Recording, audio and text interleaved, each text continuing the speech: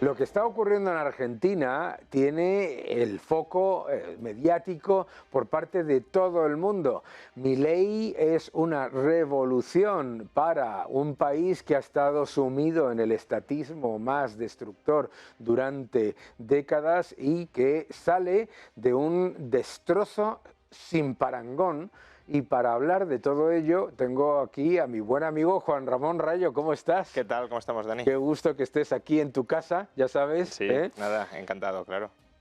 Juan, a mí lo que me parece increíble de lo que está pasando en Argentina es, yo, como sabes, me voy todos los años a Argentina varias veces y durante años yo he estado escuchando a toda esta izquierda plañidera decir que la inflación no tiene nada que ver con el gobierno, que la inflación no tiene nada que ver con imprimir dinero, que la pobreza estaba mal calculada, etcétera, etcétera. Y desde que ha llegado Milei, la inflación es culpa de Milei y la inflación y la pobreza es culpa de Milei. ¿Cómo ves tú lo que está ocurriendo? Y vemos un poco, ahondamos en todo ello. Bueno, a ver, como bien sabes, la situación económica en Argentina es calamitosa, es un desastre. Argentina es un país que se debate o se ha debatido entre la hiperinflación o el default, según la opción que tomará el gobierno para resolver su situación de desequilibrio presupuestario estructural y monstruoso. Y por tanto es una economía en descomposición. Claro, esa economía en descomposición ha permitido una oportunidad histórica que, como bien decías, es una potencial revolución liberal en el país de la mano de Javier Milei. Los argentinos han votado masivamente, el presidente más votado en términos absolutos de la historia de la democracia argentina, de la reciente democracia argentina, han votado a un liberal libertario, que eso es algo inédito en la historia. Pero claro, ahora ese liberal libertario tiene un reto muy complicado por delante y es estabilizar y permitir que esa economía, que es un completo desastre, vuelva a crecer sobre bases sanas, que son las bases que no ha conocido Argentina durante décadas, porque Argentina ha crecido algo, pero sobre bases inflacionistas permanentemente. Absolutamente. Una de las cosas que mucha gente no entiende es que la inflación en Argentina es una consecuencia directa de un gasto público que hay que financiar de alguna manera y como no hay confianza en emitir bonos por parte del Estado, etcétera, tiene que el Banco Central emitir una enorme cantidad de dinero. Y ese Banco Central tenía un agujero absolutamente brutal. Cuando llegó Milei, el Banco Central tenía unas reservas netas de menos 12.000 millones de dólares y las ha conseguido llevar a reservas brutas de momento positivas.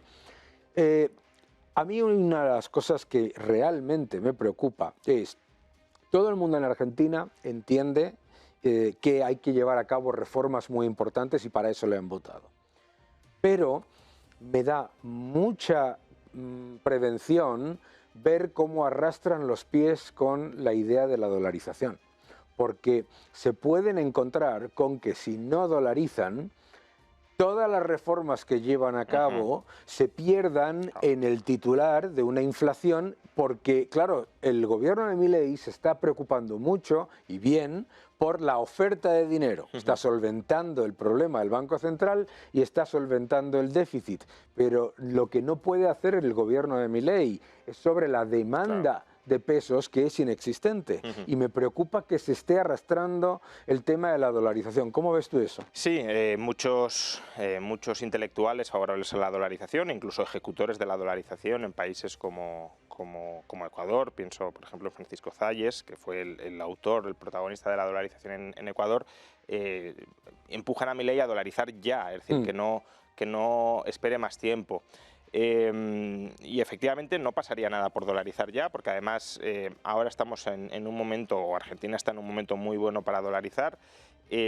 Como decías, se ha saneado en gran medida el balance del Banco Central, el Tesoro cuenta con superávit, o al menos equilibrio presupuestario, que es lo fundamental, y luego, precisamente por estos dos factores, el tipo de cambio ya no hay brecha cambiaria entre el tipo paralelo y el tipo oficial. Por tanto, Milei ya podría levantar el cepo y nada más levantar el cepo ya puede dolarizar. ¿Por qué no se está haciendo? Pues no lo sé. el plan de Milei aparentemente siempre ha sido esperar un poco a estabilizar la economía y luego dolarizar, pero es verdad que últimamente también está empezando a sonar la música del plan Bullrich de bueno, que circule el dólar, pero que siga circulando el peso. Y esa es una propuesta que en Argentina tiene poco sentido por lo que decías, porque si no hay demanda de pesos y no la va a haber, es muy complicado que en algún momento la confianza en el peso vuelva en un país que ha matado todas las monedas que ha conocido desde hace décadas. Pues ¿para qué quieres dejar viva esa moneda que no quiere nadie solo para darle la ocasión a futuros políticos de abusar de ella y recurrir otra vez a la inflación? Claro, es que ese es el problema. El problema es que no existe ninguna confianza en el peso y los ciudadanos argentinos, por mucho tú les puedes convencer de lo que quieras, pero lo que no son los argentinos son amnésicos y saben que les van a destruir el poder adquisitivo del peso y por lo tanto para mí la dolarización es simplemente reconocer la realidad, la realidad de la economía argentina, ¿verdad? Sí, de hecho la economía en gran medida ya está dolarizada. Quien tiene que asumir la dolarización es el Estado. ¿Cómo? Pues cerrando el Banco Central, es decir, dejando de emitir pesos y empezando a cobrar impuestos en dólares en lugar de en pesos. Ya está, no más. Una de las cosas que arguyen los que dicen que no se puede dolarizar es que la Constitución, digamos, preserva la obligatoriedad de que el Estado emita una moneda, etcétera. Pero la Constitución también obliga a que el Estado defienda el poder adquisitivo de la misma. Entonces, lo que yo siempre digo es, oye, lo que deberían estar haciendo ya es declarar que es una moneda fallida, porque es que es lo que es la evidencia. Sí, ¿no? Aparte que hay muchas formas de encajar en la Constitución o en el texto de la Constitución sin que eso imposibilite dolarizar, ¿no? Se podría dejar, por ejemplo, que es lo que sucede en El Salvador, por ejemplo, se podría dejar monedas de peso para el cambio chico, porque ahí no tiene mucho sentido traer monedas metálicas de Estados Unidos, el coste de transporte es muy elevado. En Ecuador se acuña moneda metálica que representa o tiene una paridad con el dólar, pero se acuña allí mismo. En El Salvador sigue circulando moneda local para el cambio chico, pues en Argentina podría seguir circulando el peso, no como billete, sino como moneda, lo cual da menos margen también para expandir la oferta monetaria, porque no vas a poder multiplicar millonadas de metal, que casi no vale, en valor facial no vale nada, y ahí estás cumpliendo ya la textualidad de la Constitución. Está el peso y para el común de las operaciones el dólar, claro. Uno de los factores también importantes es el del aumento masivo del gasto público durante los últimos años y los ajustes que está llevando a cabo Milei. Y muchos de esos ajustes han sido contestados con una enorme virulencia por parte de la izquierda, obviamente, ¿no? ¿Cómo ves tú esa situación y qué crees que es lo que falta que se puede incluir allí? A ver, Milei ha conseguido algo hasta el momento excepcional, y es que en el primer mes completo de gobierno, porque es verdad que entró en diciembre, pero ahí prácticamente estaba colocando los muebles, en el primer mes completo de gobierno, que es el mes de enero, ya ha conseguido superávit presupuestario, ya no primario antes del pago de intereses, sino incluso incluyendo el pago de intereses, cosa que no sucedía en Argentina desde el año 2012. Por tanto, no es algo que digamos, bueno, esto es común en el país, no, es algo excepcional en el país. Hace más de 12 años que no se lograba. Ahora, ¿cómo ha logrado ese superávit? Pues en parte con recortes nominales del gasto público que ha aprobado, por ejemplo, obra pública suspendida, transferencias discrecionales a las provincias reducidas prácticamente en un 100%, etcétera. Pero sobre todo lo ha conseguido a través de la licuación del gasto público, es decir, como la inflación sigue disparada, al no incrementar el gasto nominal tanto como la inflación, en términos reales se ha reducido, que es otra forma de reducir el gasto. No es quizá la forma más rigurosa de hacerlo, porque lo ideal sería ir partida por partida y decir aquí y tal, pero en una economía que tiene una inflación del 25%, pues es otra forma de reducir. El 25% mensual, para los que nos están viendo. Claro, pues es otra forma de hacerlo, ¿no? Pero claro, aquí también hay un posible germen de insostenibilidad de esa situación, según cómo la afronte Milei, y es que gran parte de la licuación se ha cargado sobre las pensiones públicas. No se han revalorizado las pensiones porque la fórmula de actualización todavía es del gobierno de Massa, es decir, que ni siquiera Milei lo hubiese podido cambiar, no tiene mayoría en el Congreso para cambiarlo, ¿no? Lo intentó pero no la tiene. Pero bueno, en cualquier caso, el grueso del ajuste ha recaído sobre los pensionistas, con lo cual los pensionistas evidentemente en un momento futuro van a pedir subidas de las pensiones para recuperar parte del poder adquisitivo. Si tú no completas o complementas el ajuste por otras vías, pues ese incremento de las pensiones que se va a dar en algún momento te puede volver a descuadrar las cuentas. Por tanto, es verdad que tiene superávit, es verdad que es algo excepcional. Ahora lo que toca es apuntalar la sostenibilidad de ese superávit, teniendo en cuenta que hay partidas que se van a revisar al alza seguro. Claro, por eso para mí es tan importante la dolarización. Sí, claro, porque ahí te imponen la restricción. Ahí, a partir de ahí, el pensionista deja de sufrir la destrucción del poder adquisitivo de la moneda. Pero yo creo que ha habido grandes cambios que tienen impacto presupuestario relativo, pero muy importante de cara al futuro, como lo que es eliminar la pauta, ¿no?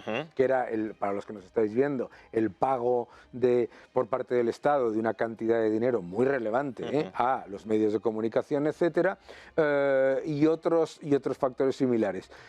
¿Qué otras reformas a corto plazo crees que son urgentes en Argentina para empezar a ver la luz al final del túnel? Bueno, yo creo que es absolutamente crucial la aprobación de la Ley de Bases y Puntos de Partida para la Libertad de los Argentinos, que es el proyecto de ley que el gobierno de Milei llevó a las cámaras y que las cámaras, digámoslo así, lo tumbaron. Es verdad que formalmente lo retiró Milei, pero porque las cámaras habían vaciado de contenido la ley. Entonces dice, para aprobar esto no aprobamos nada.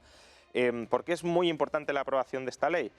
Pues porque, por un lado, convalida el decreto de necesidad y urgencia, que es un decreto que en su mayoría está ahora mismo en vigor en Argentina. Por ejemplo, la derogación de la ley de alquileres, que ha supuesto que se multiplique la oferta de alquiler. Por ejemplo, ha bajado el alquiler. En términos reales ha bajado, efectivamente. Claro. Sube la oferta a su máximo en la ciudad de Buenos Aires, en su máximo desde que tenemos registros, y el precio...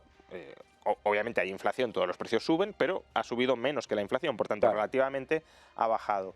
Entonces, el decreto de necesidad y urgencia, que contiene muchas medidas liberalizadoras, está en vigor, pero pende sobre él la amenaza de que sea tumbado en algún momento por las cámaras. Si se aprueba la ley de bases, se aprueba también el decreto de necesidad y urgencia, porque está incluido como un punto de la ley de bases, y aparte hay toda otra batería de liberalizaciones. Bueno, ahora mismo están en negociación con los gobernadores peronistas, radicales y del PRO, para ver si estos gobernadores movilizan a sus diputados, entre comillas, en las cámaras y se consigue la aprobación de esa ley, que sería muy importante en un momento de ajuste presupuestario que a corto plazo tiene un efecto contractivo sobre la economía. Sería muy importante darle un impulso por otro lado a la economía, diciendo, aquí se puede invertir desde cualquier parte del mundo a costes muy reducidos, traigan sus capitales, y ya que el sector público está recortando el déficit y por tanto dejando de sobreestimular la economía, que la estimule sanamente el sector privado con inversión. Uno de los elementos importantes en todo esto para mí es el hecho de que Milei ha sido absolutamente tajante. O sea, aquí o eres parte de la solución o eres parte del problema. Aquí los compromisos que terminan con ese gradualismo que luego lo que generó fue mayor descontento no valen. A mí eso me parece clave. Y me parece clave otra cosa, que es el hecho, es lo que tú acabas de decir, la importancia de recuperar la seguridad jurídica. ¿Qué es lo que tú ves que tiene que hacer además? Porque yo tengo ahí un problema, que es fundamentalmente el siguiente. La seguridad jurídica para invertir a largo plazo a lo mejor requeriría de que se hiciesen en Argentina zonas que estuviesen sujetas a la legislación internacional, etcétera. ¿No crees que eso sería algo? Yo creo que eso es fundamental, sobre todo si se va a dolarizar, y dada la experiencia que tienen en Argentina, es muy importante que los bancos estén operando en jurisdicción internacional, porque si no, a ver, la dolarización es una camisa de fuerza, pero no es infalible, en el sentido de, si los bancos tienen reservas en dólares, llega un gobierno peronista y les dice, os voy a dar deuda pública y me dais los dólares, y luego no pago la deuda pública, que es lo que pasó en 2001, pues ya estamos otra vez en el desastre, ¿no? Milei es consciente de esto, veremos qué solución le da, pero efectivamente la posibilidad de que los bancos, por ejemplo, que operen en Argentina, tengan su base en jurisdicciones internacionales, o, como dices, que haya dentro de Argentina, protegido incluso a través de la Constitución, pero para eso haría falta una reforma constitucional, que haya zonas bajo jurisdicción extranjera, zonas de libre comercio que se rijan por jurisdicción extranjera, sería un paso muy importante, claro.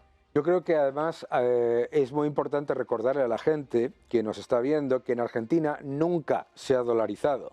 Porque mucha gente te dice, esto ya se hizo y fracasó. Claro. No, en Argentina no se dolarizó. Claro. En Argentina se equiparó un peso con un dólar, que es como si yo equiparo un Daniel con un George Clooney. No. Y claro, el agujero, esperando que el agujero se solucionase a medio plazo, y lo único que pasó fue aumentar hasta que saltó, como tú has dicho. Yo creo que desde luego claramente ahí hay una oportunidad. Vamos, yo creo que lo que está haciendo Milei es de quitarse el sombrero, porque lo que está haciendo, entre otras cosas, es, bueno, hacerlo todo con la peor herencia de la historia, porque esa es la clave, ¿no?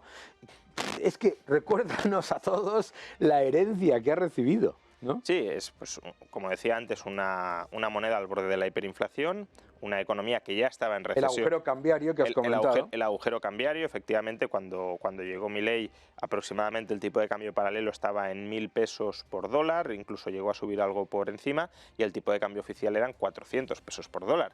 Claro, tú eso lo tenías que ajustar, porque si no solo son capaces de operar en el mercado cambiario, de importar, por ejemplo, los amigos del poder político a los que se les da dólares al precio subsidiado de 400 pesos por dólar, que luego muchas veces lo que hacen es simplemente revender esos dólares y embolsarse la diferencia, ¿no? Entonces, ahora Milei, con la unificación del tipo cambiario, el levantamiento de las restricciones a la importación, pues cualquiera que vea una oportunidad de negocio y necesite importar ya puede hacerlo sin un subsidio muy claro. Pero yo creo que lo de la herencia es clave, ¿no? Porque claro, aquí en parte se está experimentando una revolución liberal, pero como suelo decir, se está experimentando una revolución liberal en las peores condiciones posibles, porque no es que hayamos dicho, oye, mira, vamos a probar una revolución liberal en Suiza, ¿no? Que es un país ordenado, civilizado, pacífico, austero, con moneda sana, presupuesto equilibrado, y ahí vamos a ir haciendo reformas. No, una economía que se está desmoronando, que está la moneda muriendo, las finanzas del gobierno están hechas unos zorros,